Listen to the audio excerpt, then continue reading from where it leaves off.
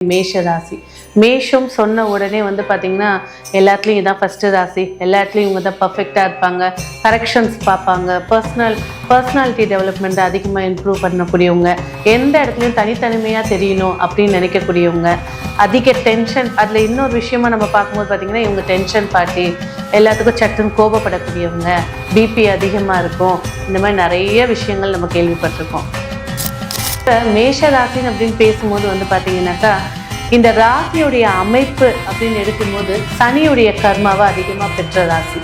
So இப்போ மேஷ ராசின்னு சொல்லும் போது முதல் விஷயம் அவங்களோட எய்ம் என்னவா இருக்கும் அப்படின்னு பார்த்தீங்கன்னா இடம், சொத்து, ஒரு வீடு கட்டி உட்கார்ந்துடணும், நிறைய இடங்கள்ல ஒரு பப்ளிக் ஃபிகராக இருக்கணும், எந்த இடத்துக்கு போனாலும் ஒரு பதவியில் உட்கார்ந்துடணும் அப்படிங்கிறது தான் இவங்களோட எய்மாக இருக்கும். அதை அச்சீவும் பண்ணுவாங்க. அதே போல் இந்த சனியோட கர்மா என்ன, போய் இறங்கி வேலை செய்கிறது. அதே போல் வம்சாவளியாக ஒரு கர்மான்னு இருக்கும்ல, அந்த வம்சாவளி கர்மா அப்படின்னு சொல்லும்போது பார்த்தீங்கன்னா லேபர்ஸ், அவங்க இதே வந்து ஒரு 4 ஜென்ரேஷன் முன்னாடி போங்களேன், பண்ணையில் வேலை செஞ்சவங்க, சொல் பேச்சு கேட்க அடித்தது, அந்த மாதிரி விஷயங்களாக இருக்கலாம். இல்லாத பட்சத்துக்கு வந்து பார்த்தீங்கன்னாக்கா ஒரு பெண் சாபம் அப்படின்னு எடுக்கும்போது பார்த்தீங்கன்னாக்கா சில இந்த காலகட்டத்தில் லவ் மேரேஜுன்றது சகஜமாக இருக்கும். ஆனால் ஒரு 3-4 ஜென்ரேஷன் முன்னாடிலாம் வந்து கலப்பு திருமணம்ன்றதை வந்து அவ்வளோ சீக்கிரம் ஒத்துக்க மாட்டாங்க. அதனால் அந்த பெண்ணை ஒதுக்கி வச்சுருப்பாங்க. இல்லைன்னா இன்னும் நிறைய விஷயங்கள் நம்ம கேள்விப்பட்டிருக்கோம், துர்மரணங்கள்லாம் நடந்திருக்கும். அது வழியில் ஒரு கன்னிப்பெண் சாபம் அப்படிங்கிறது இந்த மேஷ ராசிக்கு பதிக்கப்பட்டது. ஸோ இப்போ இந்த கர்மா அப்படின்னு பேசும்போது பார்த்தீங்கன்னா சனியினுடைய கர்ம பதிவு அப்படின்னு சொல்லிக்கலாம். சில பேர் உடனே சொல்லுவாங்க, மேஷத்தில் சனி நீச்சன்றனால சனியை சொல்கிறீங்களா? அதாவது ஒரு ஜாதகம் எடுத்துக்கிட்டிங்க அப்படின்னா கர்ம பாவம் அப்படிங்கிறது 10ஆம் பாவம். இந்த மேஷத்தை எடுத்த வரைக்கும் கர்ம பாவம் வந்து மகரமாக இருந்தாலும் அங்கே தான் அந்த ராசி அதிபதி உச்சமாகிறாரு. இந்த மேஷத்தில் ஒரு பிறப்பு நடந்தாலே ஒரு கர்மாவை கழிக்கிறதுக்காக தான் இந்த பிறப்பு.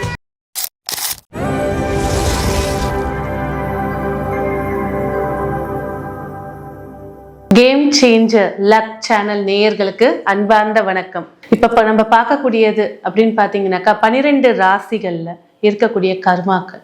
அதில் முதல் ராசின்னு அழைக்கக்கூடிய மேஷ ராசி. மேஷம் சொன்ன உடனே வந்து பார்த்தீங்கன்னா எல்லாத்துலேயும் இதான் ஃபஸ்ட்டு ராசி, எல்லாத்துலேயும் இவங்க தான் பர்ஃபெக்டாக இருப்பாங்க, கரெக்ஷன்ஸ் பார்ப்பாங்க, பர்சனாலிட்டி டெவலப்மெண்ட் அதிகமாக இம்ப்ரூவ் பண்ணக்கூடியவங்க, எந்த இடத்துலையும் தனித்தனிமையாக தெரியணும் அப்படின்னு நினைக்கக்கூடியவங்க, அதிக டென்ஷன். அதில் இன்னொரு விஷயமா நம்ம பார்க்கும்போது பார்த்தீங்கன்னா இவங்க டென்ஷன் பார்ட்டி, எல்லாத்துக்கும் சட்டுன்னு கோபப்படக்கூடியவங்க, பிபி அதிகமாக இருக்கும், இந்த மாதிரி நிறைய விஷயங்கள் நம்ம கேள்விப்பட்டிருக்கோம். ஆனால் மேஷ ராசி அப்படின்னு எடுக்கும்போது பார்த்தீங்கன்னாக்கா பர்ஃபெக்ஷன், எந்த இடத்துலையும் தன்னுடைய திறமையை காட்டணும்னு நினைக்கக்கூடியவங்க மேஷ ராசி. இந்த மேஷ ராசின்னு எடுக்கும்போது பல தரப்பு கருத்துக்களை நம்ம கேட்டிருப்போம். இவங்களாம் வீடு கட்டிடுவாங்க, ரொம்ப தோஷம் இல்லாதவங்க, நல்ல சிறப்பாக இருக்கக்கூடியவங்க. ஆனால் சில பேருக்கு அது ஒத்து வரும், சில பேருக்கு ஒத்து வராது. ஏன்னா டிபெண்ட்ஸ் ஆன் த ஹாரோஸ்கோப்.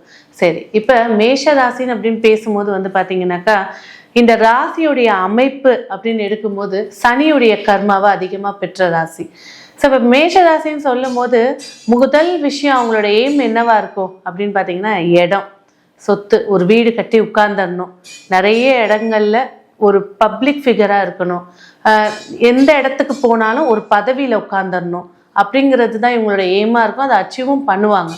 அதே போல் இந்த சனியோட கர்மா என்ன, போய் இறங்கி வேலை செய்கிறது. தனக்கு தேவை அப்படின்னா இறங்கி வேலை செய்யறதுல ஃபர்ஸ்டாக இருப்பாங்க. தேவையில்லாத இடங்கள்ல இவங்க பேசவும் மாட்டாங்க, எந்த செயல்பாடும் செய்ய மாட்டாங்க. இவங்களுடைய வாழ்க்கையை அப்படின்னு எடுக்கும்போது பார்த்தீங்கன்னா நிறைய விஷயங்கள் வந்து நம்ம அப்ஸை தான் கேள்விப்பட்டிருப்போம். ஆனால் டவுன்ஸுன்ற விஷயங்கள் அப்படின்னு எடுத்தீங்கன்னாக்கா ஆரோக்கியம் சார்ந்த விஷயத்துல ரத்தம் சம்பந்தப்பட்ட விஷயங்கள்ல அதிக பாதிக்கப்படக்கூடியவங்க இந்த மேஷராசி நேயர்கள். அதே போல வம்சாவளியாக ஒரு கர்மான்னு இருக்கும்ல, அந்த வம்சாவளி கர்மா அப்படின்னு சொல்லும் போது பார்த்தீங்கன்னா லேபர்ஸ், அவங்க இதே வந்து ஒரு 4 ஜென்ரேஷன் முன்னாடி போங்களேன், பண்ணையில் வேலை செஞ்சவங்க, சொல் பேச்சு கேட்க அடித்தது, அந்த மாதிரி விஷயங்களாக இருக்கலாம். இல்லாத பட்சத்துக்கு வந்து பார்த்தீங்கன்னாக்கா ஒரு பெண் சாபம் அப்படின்னு எடுக்கும்போது பார்த்தீங்கன்னாக்கா சில இந்த காலகட்டத்தில் லவ் மேரேஜுன்றது சகஜமாக இருக்கும். ஆனால் ஒரு 3-4 ஜென்ரேஷன் முன்னாடிலாம் வந்து கலப்பு திருமணம்ன்றதை வந்து அவ்வளோ சீக்கிரம் ஒத்துக்க மாட்டாங்க. அதனால் அந்த பெண்ணை ஒதுக்கி வச்சுருப்பாங்க. இல்லைன்னா இன்னும் நிறைய விஷயங்கள் நம்ம கேள்விப்பட்டிருக்கோம், துர்மரணங்கள்லாம் நடந்திருக்கும். அது வழியில் ஒரு கன்னிப்பெண் சாபம் அப்படிங்கிறது இந்த மேஷ ராசிக்கு பதிக்கப்பட்டது. அதே போல் மேஷ ராசி இருக்கிறவங்க கேளுங்க, வீட்டில் வந்து எங்கள் வீட்டில் ஒரு பெண் வழிபாடு பண்ணிட்டு இருக்கோம், வம்சாவளியாக ஒரு வழிபாடு பண்ணிட்டு இருக்கோம், கிணத்தடியில் உட்காந்து கும்பிடுவோம், இந்த மாதிரி ஏதாவது ஒரு விஷயம் உங்களுடைய வாழ்க்கையில் இருக்கும். ஸோ இவங்களோட ரெண்டாவது விஷயம் வந்து சொந்த பிஸ்னஸ், அது அவங்களுடைய லட்சியமாகவே இருக்கும். ஆனால் இதெல்லாம் வந்து பார்த்தீங்கன்னாக்கா பொதுவான ராசி பலனுங்க. இந்த மேஷ ராசி அமைப்புன்னு சொல்லும்போது குடும்பம்னா சுக்கிரனை எடுத்து பேசுவாங்க, முயற்சினா புதனை எடுத்து பேசுவாங்க, அம்மானா சந்திரன் எடுத்து பேசுவாங்க. இந்த மேஷ ராசிக்கு ரிலேஷன்ஷிப் அப்படின்னு எடுக்கும்போது பார்த்தீங்கன்னாக்கா வரக்கூடிய வாழ்க்கை துணை வழிக்கு, அதாவது திருமணத்துக்கு பின்பு தான் பிடிமானம் அப்படிங்கிறதே அதிகமாக இருக்கும். அது வரைக்கும் அந்த மேஷராசி வந்து எந்த விஷயத்துலையும் இன்வால்மெண்ட் இல்லாமல் தான் இருப்பாங்க. ஏன்னா தன்னோட சொந்த கிரகத்தோட நட்சத்திரமே 7ஆம் பாவத்துலேயும் 2ஆம் பாவத்துலேயும் தான் அதிகப்படியாக இடம் பிடிச்சிருக்கு. அப்போ தான் இவங்களுக்கு இன்கம் சோர்ஸும் சரி, அதோட வருமானம் சார்ந்த விஷயத்துக்கும் அதிகமாக ஈடுபாடு கொடுக்கக்கூடியவங்களா இருப்பாங்க.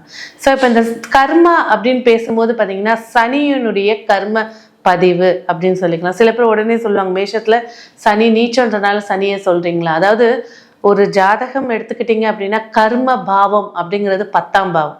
இந்த மேஷத்தை எடுத்த வரைக்கும் கர்ம பாவம் வந்து மகரமா இருந்தாலும் அங்கதான் அந்த ராசி அதிபதி உச்சமாகிறாரு. இந்த மேஷத்தில் ஒரு பிறப்பு நடந்தாலே ஒரு கர்மாவை கழிக்கிறதுக்காக தான் இந்த பிறப்பு நடந்திருக்கு. இதோட இந்த ஜென்ரேஷனோட இவங்க க்ளோஸ் பண்ணிக்க முடியும் அப்படிங்கிற ஒரு ஆற்றலும் நிறைஞ்சது தான் இந்த மேஷ ராசி. ஸோ இவ்வளோ விஷயங்கள் மேஷத்துல இருந்தாலும் உங்களுடைய தனிப்பட்ட ஜாதகம் அதுதான் எப்பேற்பட்ட தோஷங்கள் இருக்கு, கர்ம பதிவுகள் இருக்கு அப்படின்றத பிளானட்டரி பொசிஷனை வச்சு துல்லியமாக உங்களுக்குன்னு எடுத்து சொல்ல முடியும். சரி, என்கிட்ட ஜாதகம் இல்லை, மேஷ ராசின்னு மட்டும்தான் தெரியும், இந்த கர்மாலேருந்து கொஞ்சம் வீரியம் குறையறதுக்கு என்ன செய்யலாம் அப்படின்னு ஒரு கேள்வி கேட்பீங்க. அப்படின்ற போது பார்த்தீங்கன்னா முதல் விஷயம் பழனிமலை முருகர் தான். பழனி திருஆவணங்குடியில் இருக்கக்கூடிய பழனிமலை முருகர். அந்த முருகரை போய் உங்களோட ஜென்ம நட்சத்திரமோ இல்லை உங்களோட பிறந்த கிழமையிலையோ போயிட்டு வர்றது சில விஷயங்களுடைய கர்மாக்களை தீர்த்து கொடுக்கும். அப்போ எப்படி போகணும்? நான் வந்து ரோப் காரில் போயிட்டுமா இப்படி என்ன கர்மா சொன்னேன்? சனியுடைய கர்மா. நீங்கள் நடந்து போய் தான் அந்த இறைவனை பார்க்கறது பல மாற்றங்களை ஏற்படுத்தி கொடுக்கும். ஸோ இது தவிர என்னோட ஜாதக ரீதியாக பர்ஃபெக்டாக என்ன பிரச்சனை இருக்குது, அதை தீர்க்க முடியுமா, அதுக்கு இந்த வழிபாடுகள் செஞ்சால் சரியா இருக்குமா, எனக்கு கோவிலில் போகிறது இன்ட்ரெஸ்ட், நிறைய பேர் இருக்காங்க கோவில் போகிறது இன்ட்ரெஸ்ட் இல்லை, சரி வாழ்நாள் கர்மாவா என்ன செய்யலாம், என்ன தானம் கொடுக்கலாம் அப்படிங்கிற விஷயங்களை உங்களோட துல்லியமான ஜாதக ரீதியாக தெரிஞ்சுக்கிறதுக்கு அணுகவும். நன்றி.